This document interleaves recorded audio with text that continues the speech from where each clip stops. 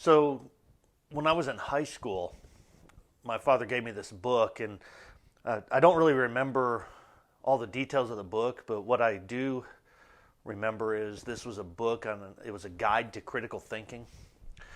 There was a question that was posed at the very beginning of the book that really set up the foundation of the book and what it was about, and that question really stuck with me. I mean, in a way, it kind of became a part of my development and to an extent kind of haunted me throughout most of my life. And that question, it's a simple question, but it's incredibly complex to answer.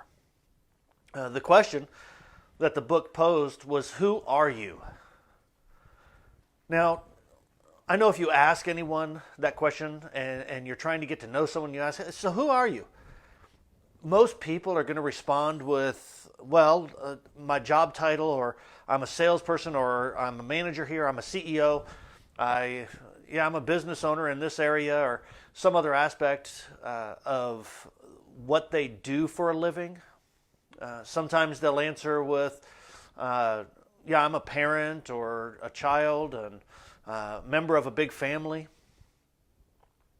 All of those things are descriptive characteristics of who you are, but they don't really capture the essence of who you are. That's why I said it's an incredibly complex answer to a very simple question. You see, when I was growing up, I was moving around a lot and in a lot of ways hiding. Even when I was trying to figure out who am I as a teenager, we kind of go through this stage of trying to figure out who we are or trying to find ourselves. And that was really the process that I was going through to an extent as well. I went through these stages and periods in my life that I really struggled with trying to figure out how I fit in with what success looked like and what that might be as a leader.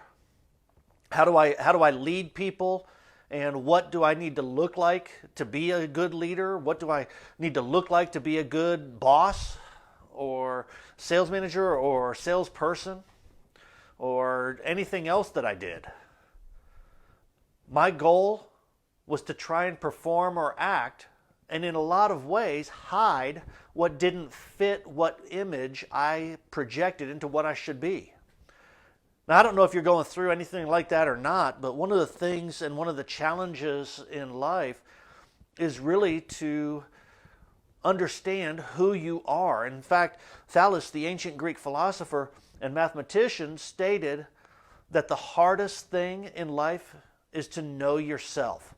Knowing yourself is the most difficult thing, probably because we are blind or we try to hide aspects of ourselves so that we portray a very good image of what we are and who we are to society and to the people around us. Right? We try to hold back certain things, and it makes sense because we want to give off this good image. Well, as a leader, that's one of the things really holds leaders back.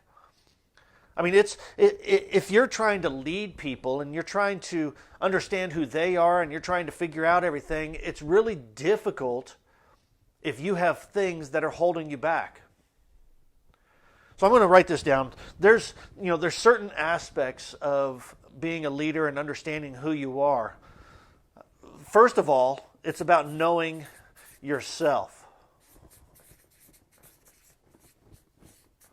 Can you answer the question, who are you, without just giving descriptive characteristics?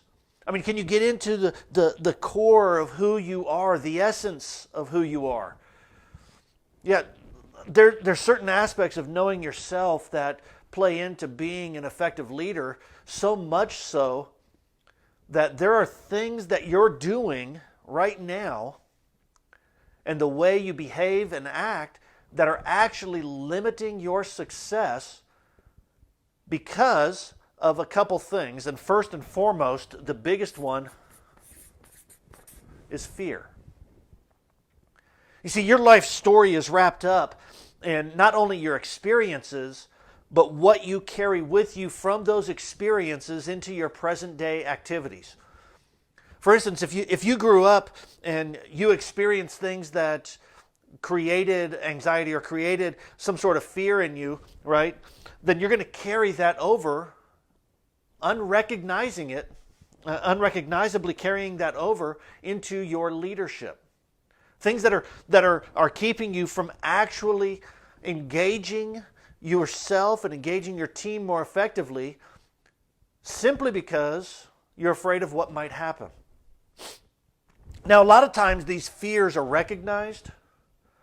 You know, I'm afraid of rejection, right? And there's a lot of things that people are afraid of that they can identify. Yeah, I don't want to be told no, so I'm afraid that if I go and talk with this person, then I'm going to receive a no answer. And so that fear holds people back from engaging in sales.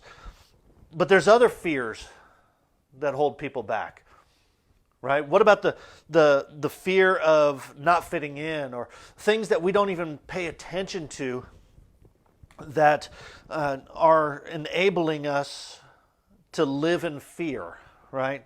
A lot of times we have what's called the voice of judgment. The voice of judgment is that voice that says, oh, don't do that because it won't work, or oh, that person's not going to purchase because of this, or whatever the situation might be. We have this voice of judgment that kicks in whenever we start to experience fear, and it holds us back from truly leading effectively. Right? That voice could be, instead of having an open conversation with an employee because you're afraid of what they might say, they might leave, or whatever the situation might be, this voice of judgment kicks in and you hold back, right? And you restrain from engaging effectively as a leader. The voice of judgment also, it kicks in whenever you're afraid to engage yourself and really dig deep into who you are, right? When you begin to recognize all of this mental chatter, if you will, and let me write that down real quick. Mental chatter.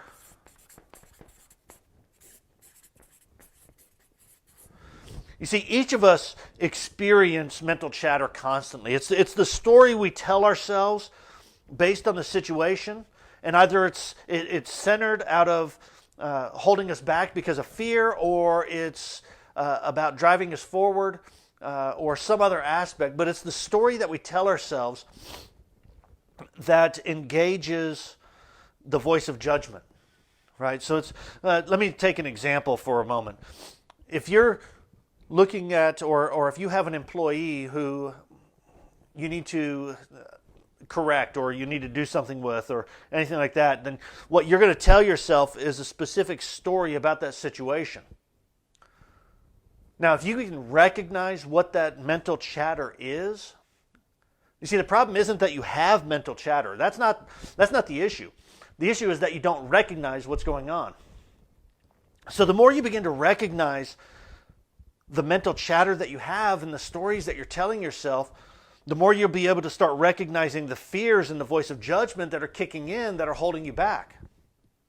Right? All of these things begin to help you understand and know yourself more effectively, so that you can engage yourself and know who you are, and so that you can engage your team more effectively. You see, when I ask who you are, you'll be able to answer not only with, I'm a father, I'm a boss, I'm a manager, I'm a leader, I'm a CEO, whatever the situation is, I'm a business owner. You'll be able to start engaging with that and say, look, not only that, I'm also a person in progress of living out and becoming who I want to be. You see, that's the real thing with the question, who are you? It's not so much who are you, as much as it is who are you creating yourself to be. You see, you are the architect of your life. You are the one who creates the life that you want to live.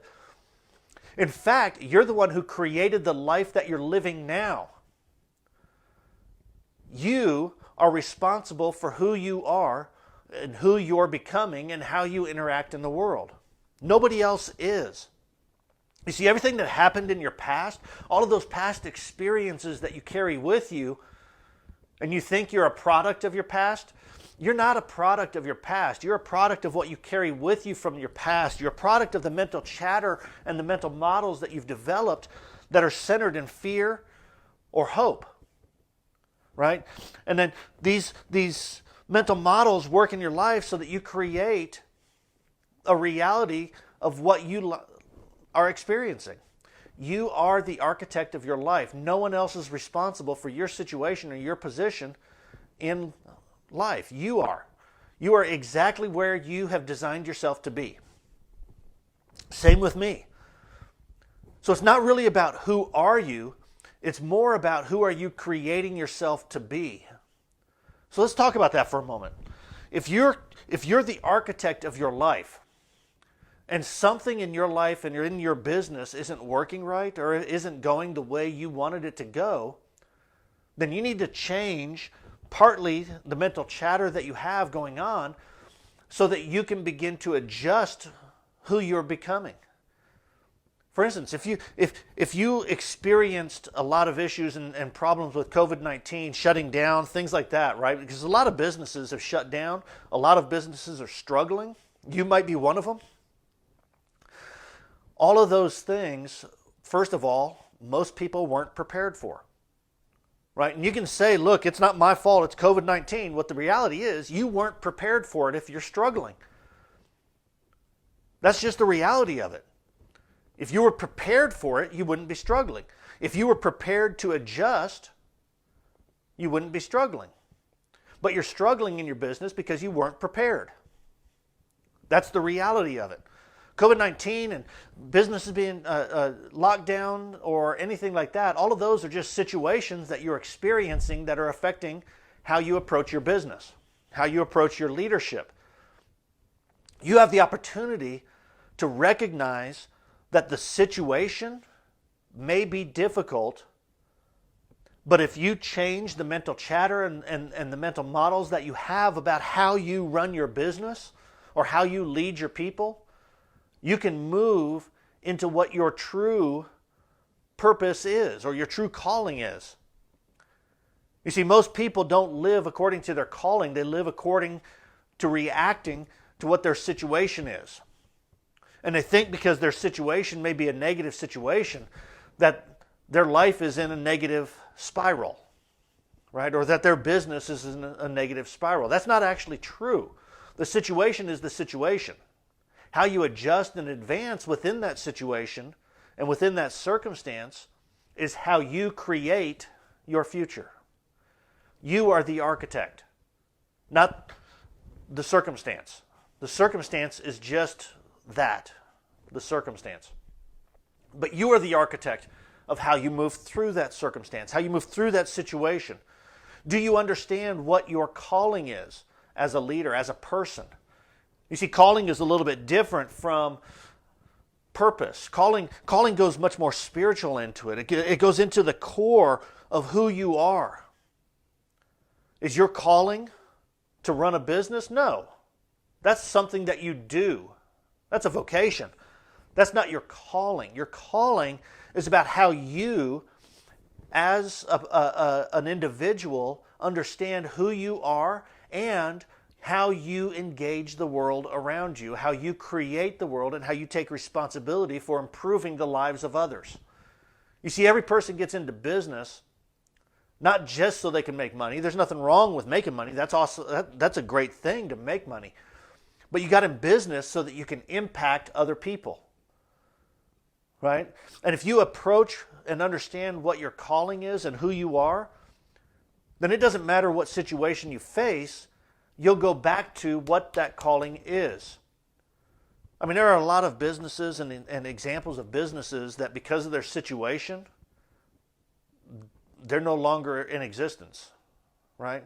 Let's look at Kodak for a moment. If you know the story of Kodak, they were first of all the first developers of digital cameras. And they didn't actually utilize that because they believed, nope, I'm in the film business. And the leaders, instead of capturing the idea that they're there for the people and using imagery to sell the story of people, which is why we have digital cameras now, and that's why we have Instagram, that's why we have all these things that are designed to capture the story of telling somebody's story. If they understood that that was their calling, they would have advanced and adjusted instead of saying, no, we are a film company. Well, because they're a film company, society moved on. Right? I mean, it's not a subject of whether or not they're doing business right or wrong. It's really of capturing an understanding of who they are so that whenever they experience any type of success or begin to experience failure, they can make the adjustments based on the circumstances because they know who they are. Understand that we're not playing infinite games of success if you say, I'm a car salesperson, or I'm a film company, or I'm whatever the situation might be. Whatever your business is not who you are. And when you understand who you are and what your calling is, you can turn your business into something that can be more successful throughout time. Right? Stop competing with other businesses and start competing with yourself to understand who you are so that you can move into what your calling is and use your business to expand that. Right? That's what understanding who you are is all about. That's what knowing yourself is all about. It's not simply knowing yourself so that you can say, yes, I can do these things. It's about knowing yourself so that you can expand your business no matter the circumstance. Because when a circumstance comes that says, you know what, I'm going to have to shut down this aspect of my business because society is no longer going in that direction, I need to adjust and I need to recognize that my business isn't about this product. My business is about impacting lives. And when you begin to focus more on what your calling is, or what the calling and knowing yourself, knowing your business and what that all entails, the more you'll be able to recognize that your situation is simply a situation. First of all, it's not permanent. Nothing is. And you can move beyond the circumstance because you recognize that that's not what your purpose is. I mean, there's restaurants that are out there that have adjusted their business models really quickly to start providing food and groceries for customers instead of just providing a to-go meal. Right? It's a concept that says we're not here just to provide a product. We're here to actually impact and change lives in whatever way that looks for your specific business and for your specific calling. So if you're a business owner, let me ask this. First of all, who are you? Who are you? Are you just a business owner, or are you somebody who is making a difference and understanding your position in this world and in relationship with your customers? Are you understanding what your calling is and how you impact your customers and how you can impact the world around you and society? Or are you just simply a business that's in it so that you can make a quick buck? Because if you're in that side of it and you're just in it to just make a quick buck, then at some point something's going to happen that's going to limit your success in that, and it's going to hurt you in the long run. That's why Kodak fell apart. That's why Blockbuster isn't around anymore. I think there's one left in the country, right? It's because they got into the mindset that we are the product. And you're not the product. You're the creator and architect of your life and of your business. And you are the one who's responsible for not only impacting your own life with your business, but also the lives of those customers who come and engage with your business. You see, that's really getting into who you are. So I want to challenge you to understand and know yourself. What is the mental chatter that you're experiencing? What are the stories that you're telling yourself about who you are and about what the world's like? And whether it's good or bad or anything like that. When you begin to start recognizing those things and recognizing why you're reacting or doing things a certain way, you begin to recognize the mental chatter that's going on, and you'll start recognizing the fears that are holding you back and the voice of judgment that is feeding on those fears to keep you from actually creating the life that you want to live.